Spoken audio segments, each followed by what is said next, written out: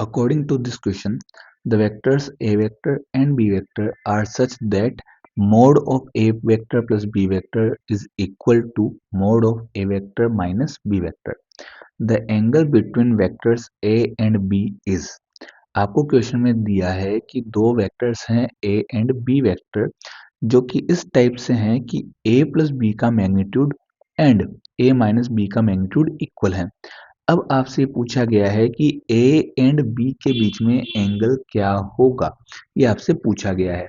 Question आया हुआ है AIPMT 2006 में, 2006 AIPMT का ये क्वेश्चन है। उस टाइम नीट ना होकर AIPMT ही होती थी, all India pre medical test. इसका ये क्वेश्चन है। ऑप्शंस आपके पास है 90 degree, 60 degree, 75 degree and 45 degree. तो चलिए इसका सॉल्यूशन करते हैं। इसमें हमें क्या दे रखा है कि a प्लस बी और a माइनस बी का मैग्नीट्यूड अपने पास इक्वल है। तो जैसा कि हम सब जानते हैं कि a प्लस बी का जो मैग्नीट्यूड होगा, a vector plus b vector का मैग्नीट्यूड होगा a square plus B square plus 2ab का, अच्छा 2ab cos थीटा का रूट। Okay, and a vector minus b vector का जो मैग्नीट्यूड होगा that is equal to root of a square plus B square minus 2ab cos theta. Now according to the question इन दोनों के ही magnitude equal हैं। ओके, सो यहाँ पर इन दोनों के मैग्नीट्यूड्स को इक्वल करते हैं तो हमें मिलेगा a square plus B square plus 2ab cos theta का root is equal to root of a square plus B square minus 2ab cos of theta. Okay, दोनों साइड स्क्वायर करने पर हमें मिलेगा a square plus B square plus 2ab cos theta is equal to a square plus B square minus 2ab cos of theta. दोनों side square किया। अब यहाँ पर a स्क्वायर से a स्क्वायर कैंसिल होगा, b स्क्वायर से b square भी cancel होगा।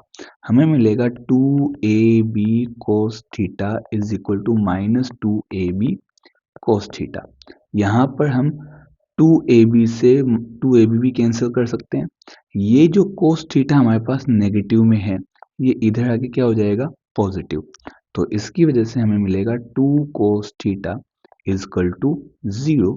सो cos थीटा यहाँ पर 0 के इक्वल आएगा और ये तभी हो सकता है जब थीटा कितना हो, पाई बाई 2 मीन्स 90 डिग्री। सो ये आपका आंसर होगा कि इस क्वेश्चन में थीटा की वैल्यू आनी चाहिए 90 डिग्री। इसका मतलब जो आपका राइट आंसर है वो राइट आंसर आपका हो जाएगा first, the angle between A vector and B vector is 90 degree. ठीक है, तो ये AIPMT 2006 का क्वेश्चन था। नेक्स्ट क्वेश्चन AIPMT 2007 का है। क्वेश्चन में क्या दे रखा है, if mod of a vector cross b vector is equal to root 3 times of a vector dot b vector then the value of mod of a plus b is.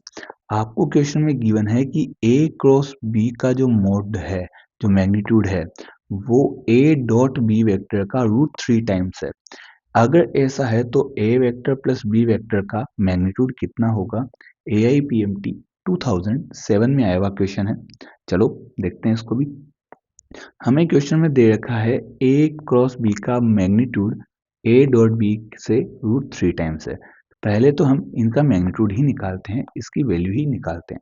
Okay, तो question में हमें दे रखा है a cross b का जो magnitude है that is root 3 times of a vector dot b vector. तो ज़्यादा कुछ नहीं करेंगे, हम इन दोनों के फॉर्मूला को एक्सपेंड करेंगे। a क्रॉस b का मैग्नीट्यूड होता है ab साइन थीटा जो कि रूट 3 टाइम है a डॉट b के। a डॉट b होता है ab cos थीटा। यहाँ पर हम दोनों साइड ab से ab को कैंसिल आउट कर सकते हैं।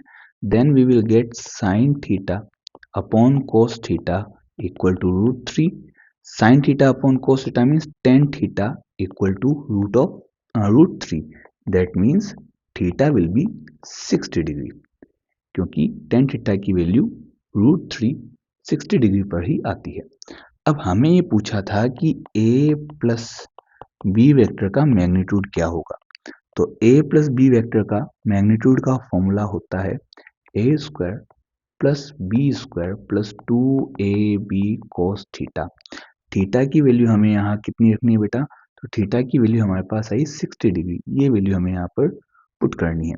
तो आपको आंसर मिलेगा A square plus B square plus 2ab cos 60 degree का अंडर रूट, और जैसे आप cos 60 की वैल्यू रखोगे ये होगा A square plus B square plus 2ab cos 60 होता है 1/2, इसका भी आपको रूट मिलेगा।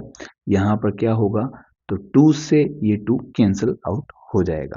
तो आपका फाइनल आंसर हमें जो मिलना है वो आएगा A square plus B square plus A B का रूट, या इसको हम लिख सकते हैं A square plus B square plus A B की पावर 1/2।